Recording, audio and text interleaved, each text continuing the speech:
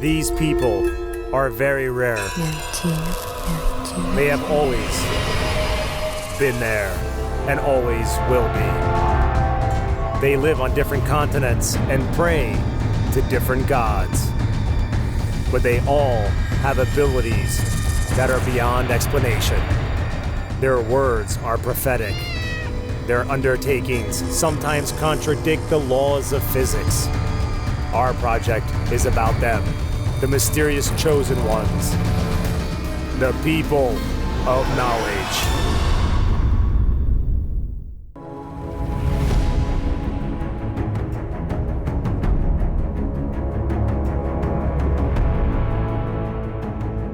This is Iceland, a country situated on a volcano. Earth here seems to be breathing, hot smoke coming from the depths, impressive geysers and volcanic eruptions every now and then.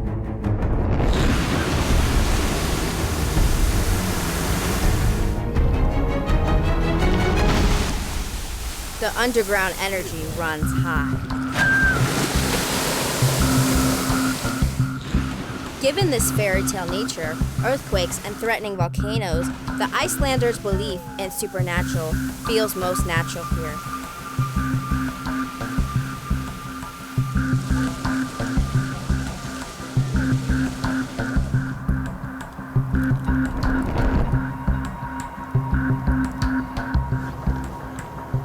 The arrival of Christianity here 1,000 years ago has not changed much in these people, and the pagan beliefs of the ancestors are still there, deeply entrenched in their hearts.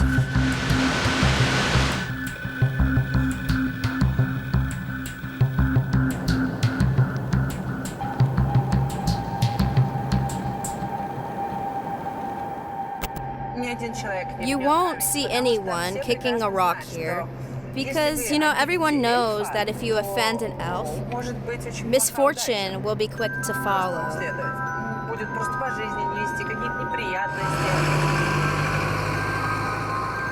Everyone believes that elves, trolls, gnomes, and fairies live in this land of ice.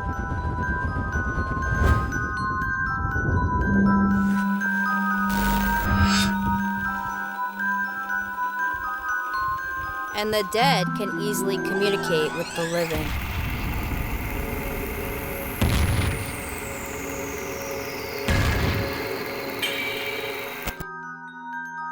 Over here, they say that if you don't see those creatures, it does not mean that they don't exist.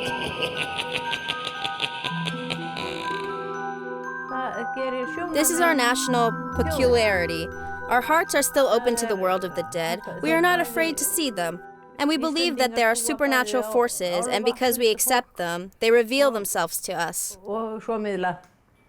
This is just a normal thing. Like some people say, you need to go to the dentist and you need to go to the medium. That is the similar thing. You need to go to check up.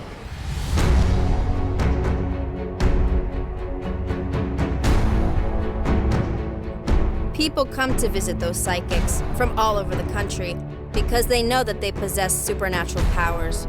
They are the mediators between the world of spirits and the human world. Icelandic psychics are the people of knowledge.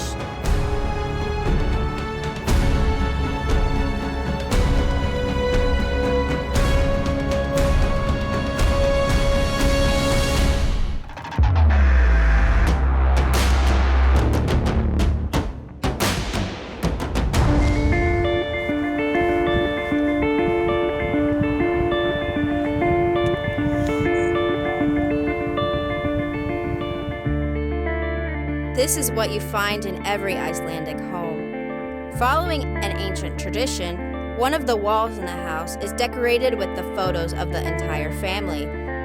From that of a great-great-grandmother to the newly born grandchildren, a peculiar family album which allows you to meet everyone at once.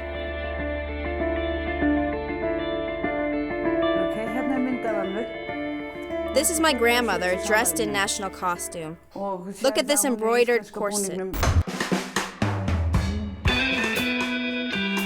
There is a place dedicated to my grandmother in the house, where her favorite things are stored as if in a museum.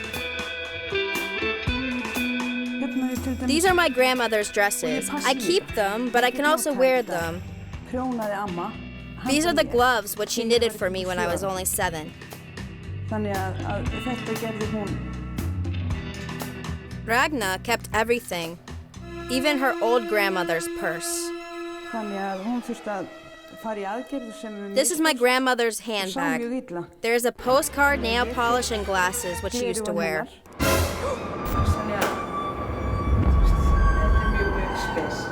Ragna, RAGNARSDOTTER, sees it as a bad omen. Her grandmother wants to tell her something, which means that she has to go on a long journey to the other side of the country, to Reykjavik, to visit a medium.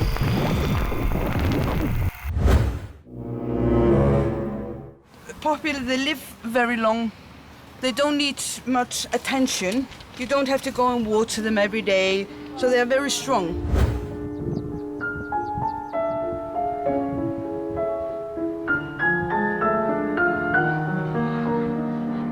The city of Akureyri is located in the north of Iceland. The Arctic Circle is about 20 kilometers away. You find silence and tranquility in this place with a beautiful backdrop of snow-topped mountain peaks.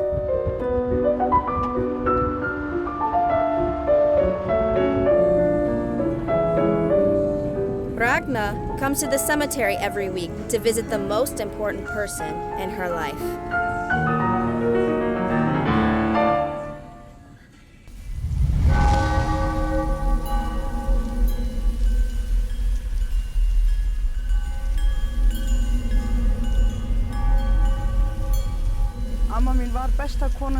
I think I had the best grandmother in the world. We spent a lot of time together. She taught me how to knit, sew, and cook. We spent a lot of time together, and she was my best friend. Not long after Ragna lost her grandmother, her husband left her. The woman couldn't recover from that. She couldn't understand why he did that. They had a little daughter, and most importantly, Ragna was expecting another baby to be born at that time.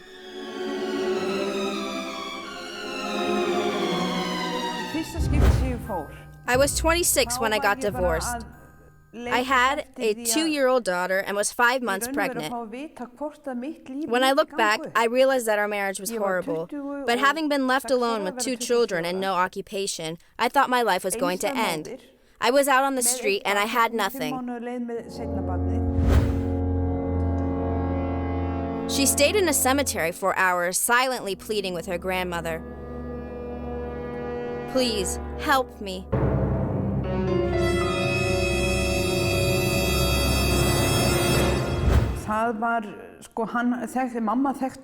When my grandmother died, it felt as if my life was over. It was very difficult in the beginning.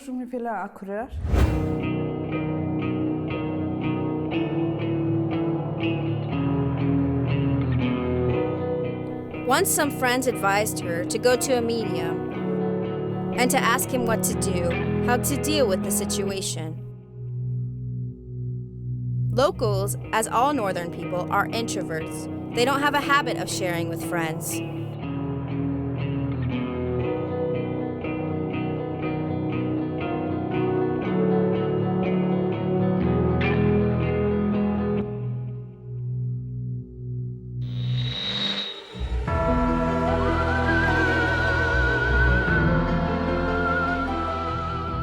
To them, to discuss a challenging situation with a medium is an effective way of trying to resolve it.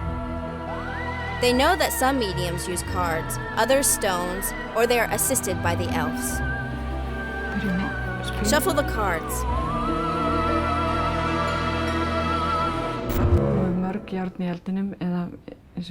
There is a lot of wood in the oven. In Icelandic, that means that there is a lot of metal to smelt. A lot of new opportunities will appear.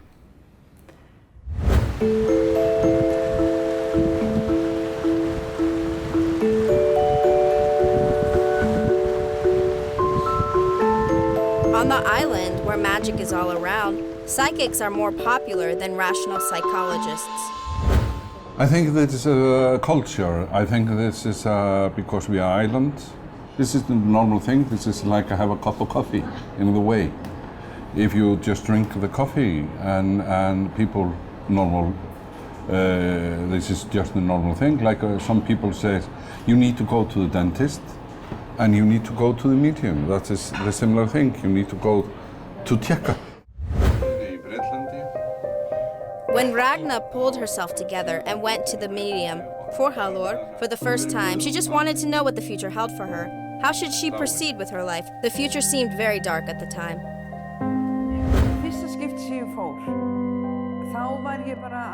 I was 26, 27 when I got divorced. I had a 2-year-old daughter and was 5 months pregnant. I had a horrible marriage and a divorce. I thought my life was over. I was standing on the street. I had nothing and felt completely lost. I just wanted to know if my life would continue.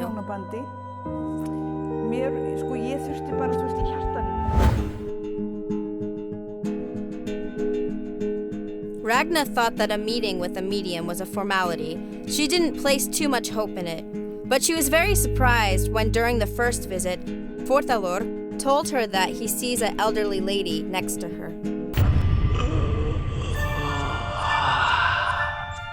Ragna didn't have a single doubt that it was her grandmother's spirit accompanying her.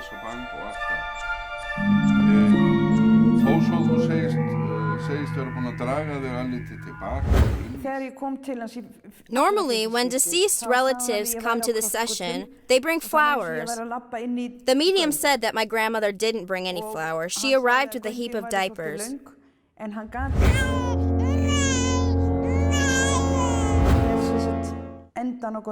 My grandmother knew that I was pregnant and that I didn't have any money even to buy diapers.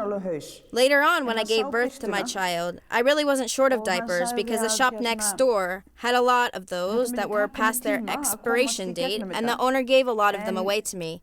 My grandmother took care of me. Since then, FORHATLUR has become the medium for Ragna and her grandmother, an intermediary connecting the two worlds. This is my grandmother's handbag. Here's a postcard, nail polish, glasses, what she wore.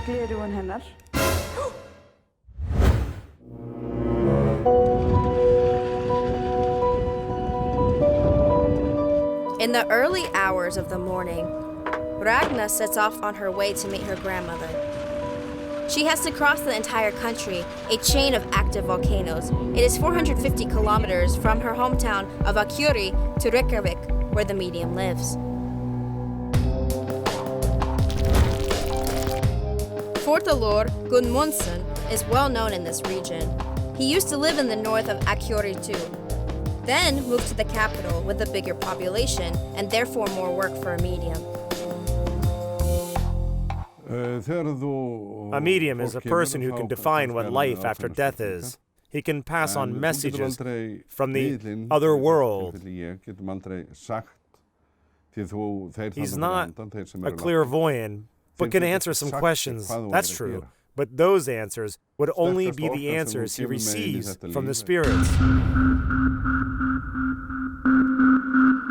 When FORHATLUR was a child, adults often asked him, "Who are you talking to?" There's nobody around, but the boy told them about his invisible friends, described them the way they looked, and retold their stories. He couldn't tell the living from the dead at the time.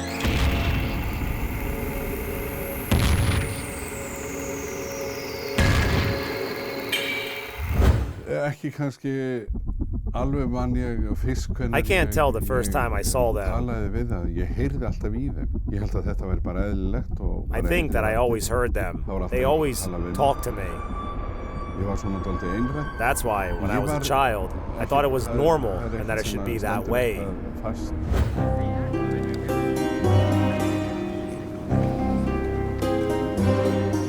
In any other country, those words would be perceived as something more than strange. However, Iceland is exceptional. Nobody will think of laughing at a person who sees spirits and elves.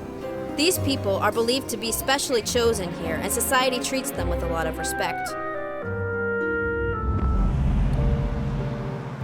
After graduating from school, FORHATLUR joined the Professional Union of the Soul Exploration. It is a sort of school for mediums. The more experienced psychics of Iceland teach the youth how to use their abilities in the right way, to contact the other world, and more importantly, to recharge their energy after work. Mediums say that after communicating with the spirits, that they feel tired and listless, as if they've walked a dozen of kilometers. I see all the souls with a third eye. It's located here. The energy which enters my body allows me to open the third eye. And when the souls are bright, I can describe them. When they come, they stand next to the person or to me. It's different every time. They believe that each medium has to have its place of power, where they have to replenish their energy within a few minutes.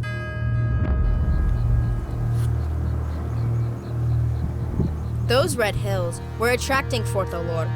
A few years ago, driving past, he felt an urge to stop there.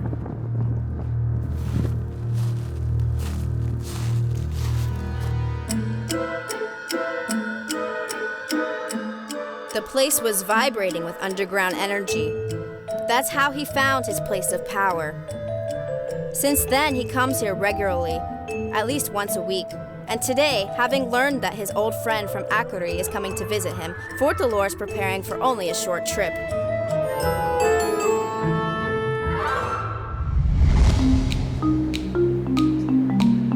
FORHATLUR is the successor to the most powerful medium in Iceland, SIGURDUR JOHNSDOHTEER. She used to see people in the same room where FORHATLUR works now.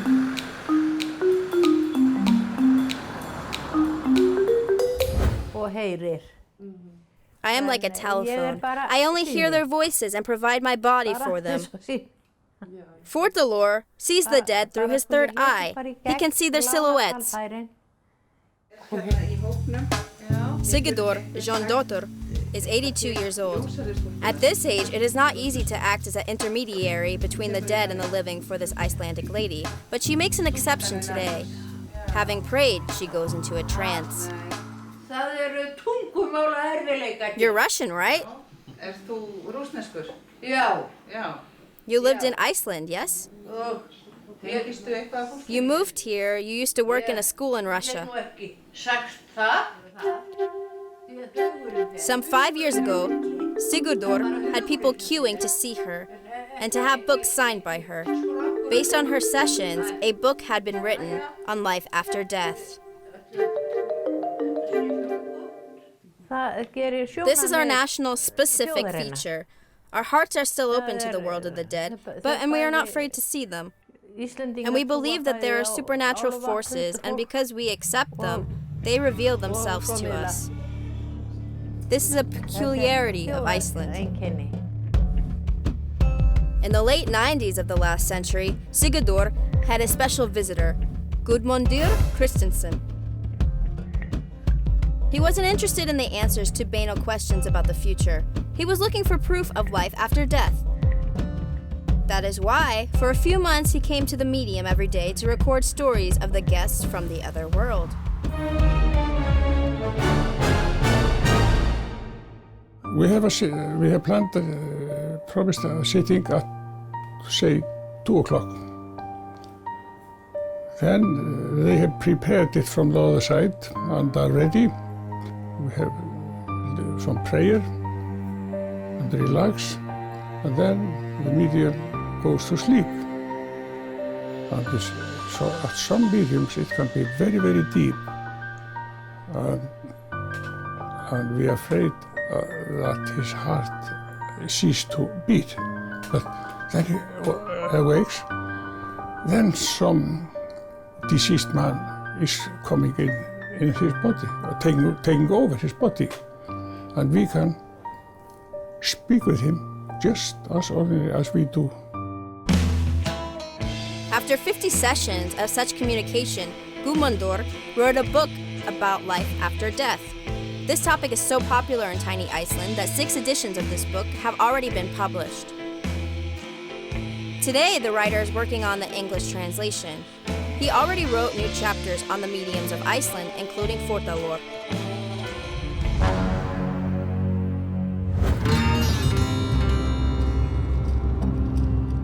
FORHATLUR stops at RAGHILDUR, which means red hills. These hills appeared here 5,000 years ago as a result of strong volcanic eruption. Lava meeting ice cooled down, thus creating those picturesque pseudo-craters. There's a strong energy. There is a powerful. I always say to people, ground yourself. And when I'm saying that to them, ground yourself, I'm saying to stand and think about the fire. There is quite a lot of energy here. There is a powerful. There have been lava and everything. So there is a powerful place and good place to walk around and ground yourself, put your mind. You need to put your both feet on the ground and think about the fire coming into your feet, red energy, and think about the fire, and think about you putting your feet on the ground and take the fire in, and that ground yourself. Red rocks permeate red energy, big chunks of cooled lava. Its color is due to the iron oxides originating from the very core of our planet.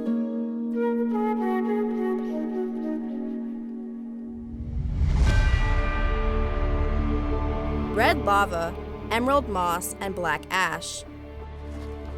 The scenery is surreal, as if coming straight from the pages of a science fiction novel. It's not surprising that the nature of Iceland is considered otherworldly.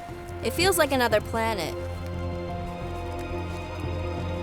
This is a perfect habitat for elves, whom psychics are believed to sense and see.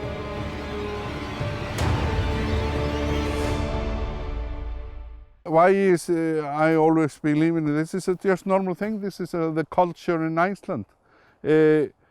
Why shouldn't be another people in another vibration, not on Earth vibration, another vibration? Why not? Why are we? Maybe it's a fairy tale. No. Don't say a fairy tale about that, because there isn't. This is a fact.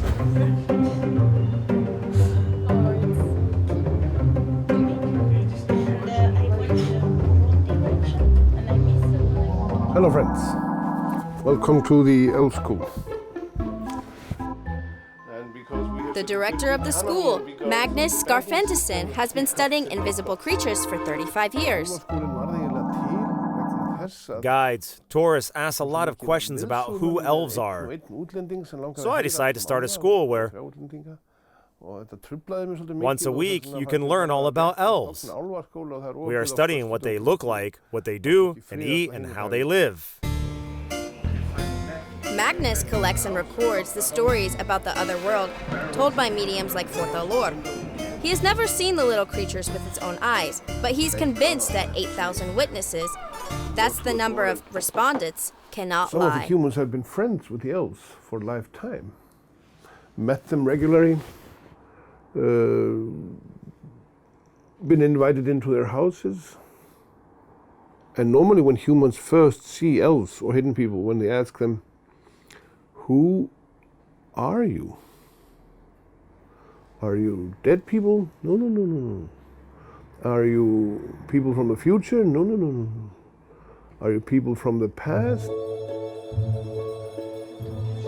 The director of the school made portraits of elves based on the stories of those who've met them. There are 13 species of elves, 4 types of gnomes, 2 types of trolls, and 3 types of fairies. But the list is not restricted by the number in the school's green book. There is a much larger variety in reality, and Magnus is working on expanding it. Icelanders call all this flora elves. The small one is flower elves. And then we have nature elves and tree elves and forest elves and house elves and nature elves. They are the biggest, 70 or 80 centimeters, the biggest ones. Then we have hidden people and fairies and dwarves and gnomes and mountain spirits and trolls. Icelanders call all this flora elves. But they normally... Everyone who wants to get the latest news about the hidden people, come here to the School of Elves.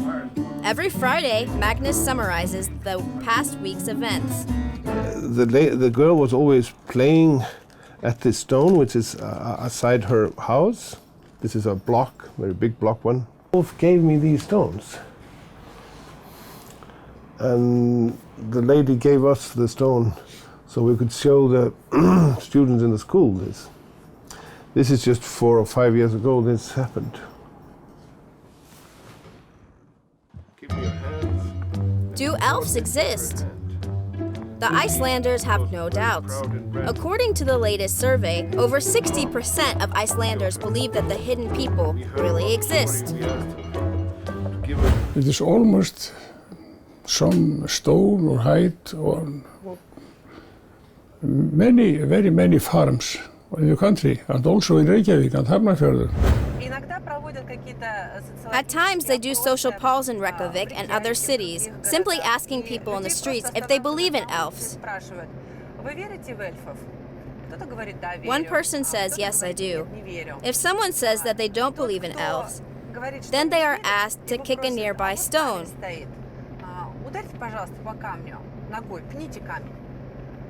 No one agrees to do that, because everyone knows that if you offend an elf, then misfortune will be quick to follow.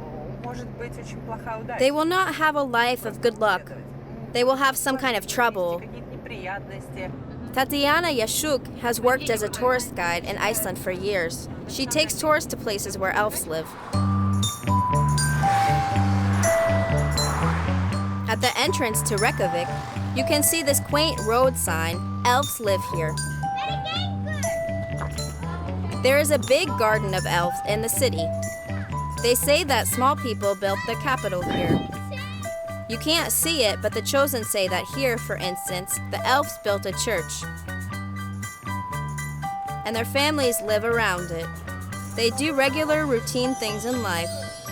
The camera cannot record it, but our guide says that Empa, a female elf, is cooking a fish soup for her family right now.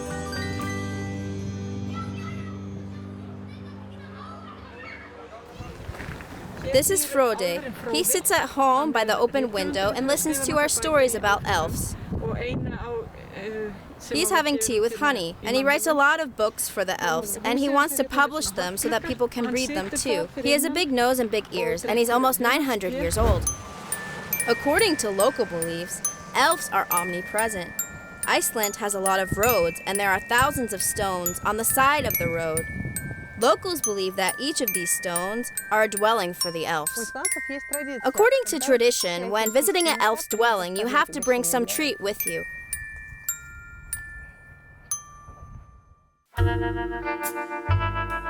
You want to stay friends with an elf. It's recommended to avoid getting on their bad side. Even moving stones at a construction site is not recommended and should only be done with the elf's approval. The mediums go to the site to talk to the elves. The most commonplace question in Iceland is where to lay a foundation on a plot of land so not to disturb the elves. When Ranga was building her house in Akureyri, she also went to Reykjavík to FORHATLUR to ask him about the preferred location. She was also concerned about disturbing the elves and thereby causing misfortune. When we started building our house here, a woman stood there watching us. I could see her very well. She probably wanted to see if we were going to disturb her house with our construction work. But it all went very well. It's not only the population of 300,000 people who believe in a fairy tale. The government of the country also pays attention to supernatural creatures. One woman who can hear elves and is friends with them and has communicated with them for years passed the elves' request to move their house, a huge rock from the continent to those islands. And the authorities honored the request. They paid all transportation costs related to the transfer of the big rock and the entire family of elves to the island. It was done very seriously. It was talked about in the news, on TV, and in the media. People attempt to leave places inhabited by the secret people unchanged, and even when building roads crossing their paths, they try to make them less wide so that the fairy tale creatures can easily cross it. Here the road becomes narrow. 40 years ago, the authorities decided to widen it. Elves live here. It is known as the Elves' Hill. When they arrived here and all the equipment was brought over here, it started failing on the first day of work. On the second day, the workers started suffering strange injuries. Eventually, a decision was made to stop the work and leave the place alone, unchanged. Recently, hundreds of Icelanders stopped the bulldozers constructing a new road from the Álftanes Peninsula to the countryside of Reykjavik. A new road could disturb the dwelling of the elves. And the court approved the decision, noting that if people believe in elves, then there is a chance that they do exist. When in Iceland, you end up believing in love stories between elves and people.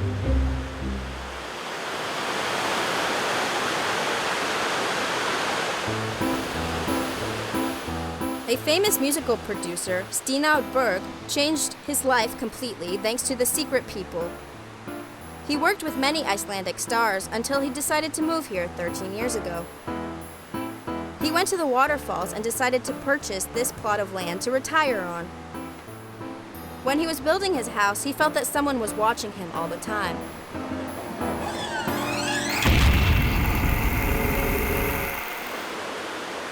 Once, he glanced up at the cliff and saw her.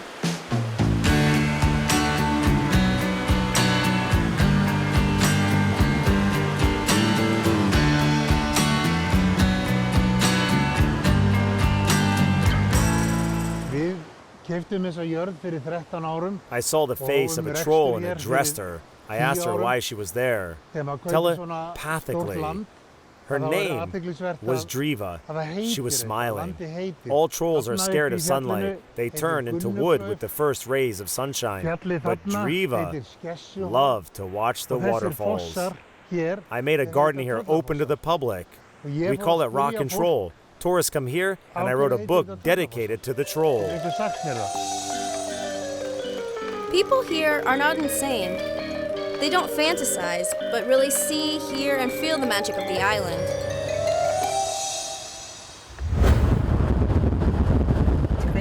Tectonic faults run throughout Iceland.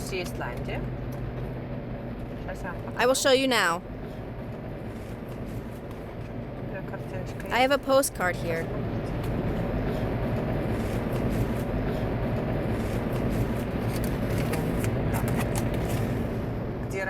Have a look. Here's a fault. Along the fault, you can see red marks indicating active volcanoes.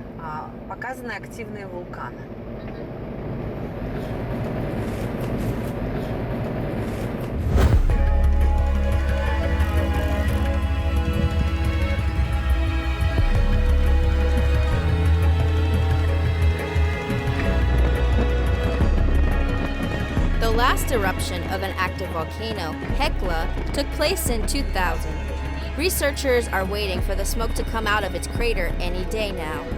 The time for a new eruption is approaching. It is dangerous even to walk next to the volcano today.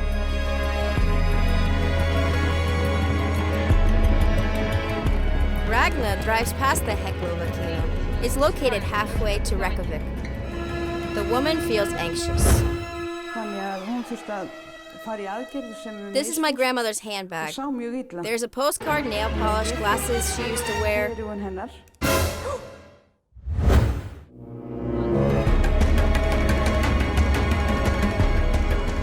last time she went to go talk to her grandmother was a month and a half ago. And if my grandmother called for me so urgently, it means that something happened and she wants to warn me about something.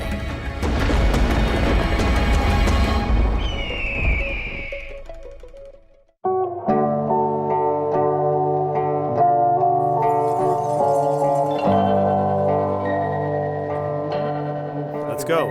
I'll show you. Retired Egil Johansson lives close to the volcano. The path to his house is made from cooled red lava, as a reminder of the heat of 2000. He was the first to see the eruption. Egil says that the elves warned him about it, that they are always close.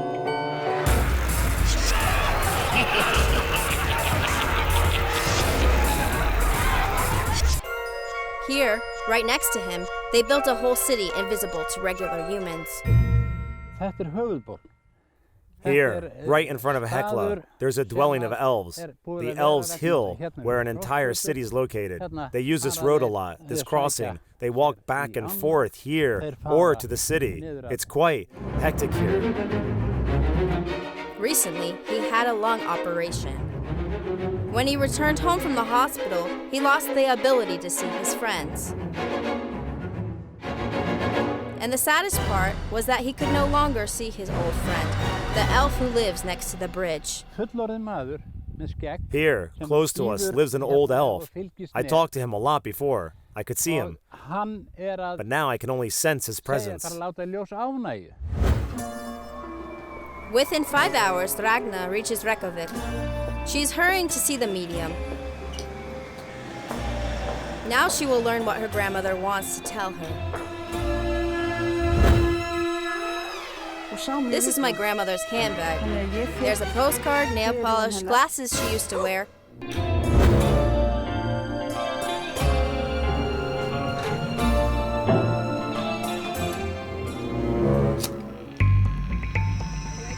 FORHATLUR came back from the Red Hills, his energy replenished, ready for the session.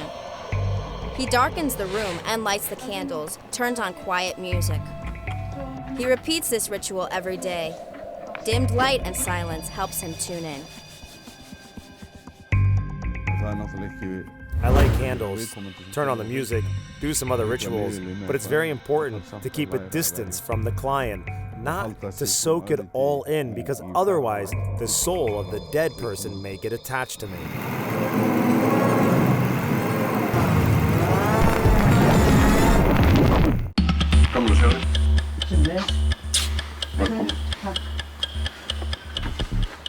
FORHATLUR hardly manages to warm his hands when the spirit arrives.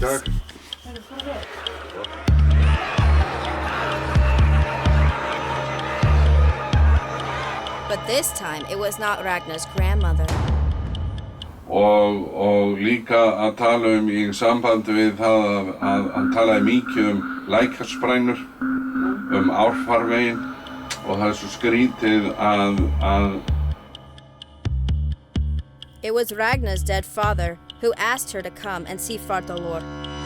According to Ragna, he never talked to her since his death.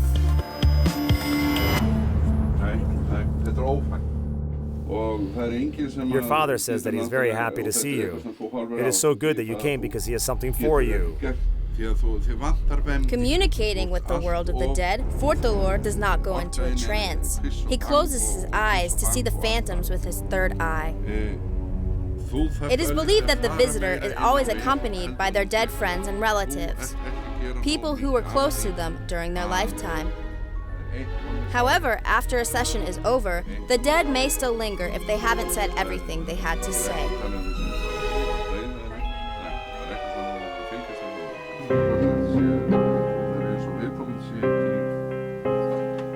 At first, FORHATLUR found that those uninterrupted monologues were very tiring.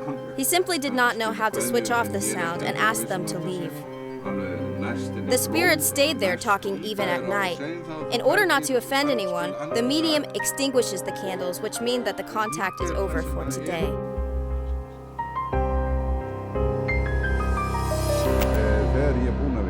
Often I finish my work at this point and close down. But at times I meet the dead souls even when I am on the phone, or go shopping, or just walking down the street. They are all around.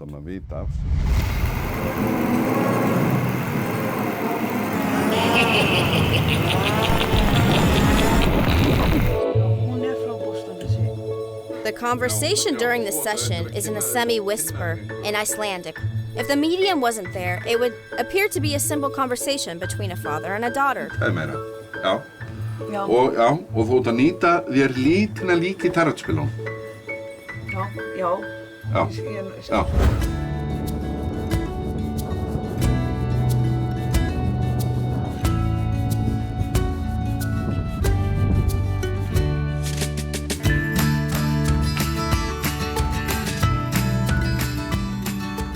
sessions with the other world helped Ragna to survive the divorce. At each session, her grandmother told her, "You are strong, you can overcome this." And her granddaughter did. She found a job to start with as an English translator for a medium, who was translating what spirits said in Icelandic for foreign tourists. Then, out of the blue, she met her future husband. Her grandmother did not warn her about him. It came as a surprise. But her grandmother approved of the wedding, saying that the marriage will be a happy one. And it is indeed. Almost straight away, Ragna's daughter started addressing her new husband as father.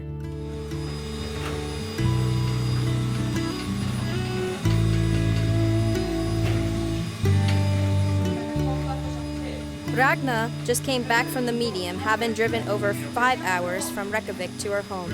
But she doesn't look tired at all. On the way back, she kept thinking about the message from her father.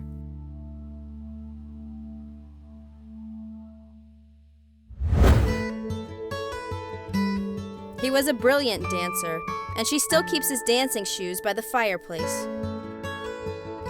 The medium told Ragna that her father is upset that the shoes are not polished, so she has to fix that.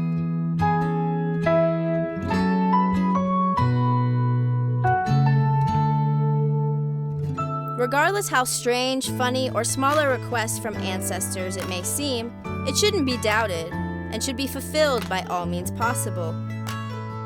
Nobody on this island will try to impose their beliefs on you, but if you indicate that you are doubting them, the Islanders will sincerely question, "Do you really not believe?"